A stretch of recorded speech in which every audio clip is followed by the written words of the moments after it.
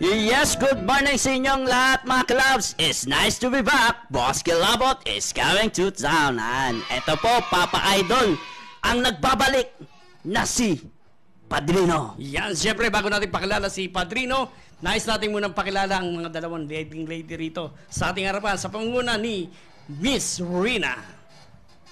Hello, good morning. My name is Renalyn Litihio, taga Pasay. Taga Pasay, no? Napakaganda Hello, ni Reyna. good morning. Parang My name is artista. Patricia D. Diasta from Tondo, Manila. Yun. At siyempre, ang ating kontrabida. Walang makakalaban si Padrino kung wala ang kontrabida. Nag-iisang masong pader, si Juan Miguel. Hi. Parang napakabait ang boss.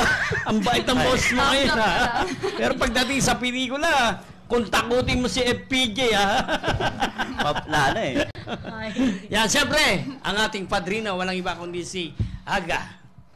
Good morning sa inyong lahat sa sumusubaybay sa DCME kay Midnight Blue, Papa Idol. Yes, no? Yun po. At siyempre, meron tayong topic ngayon. Ang ating topic ngayon, no? Iba ang pinagsamahan. Yeah. Pag-usapan natin, no? Kasi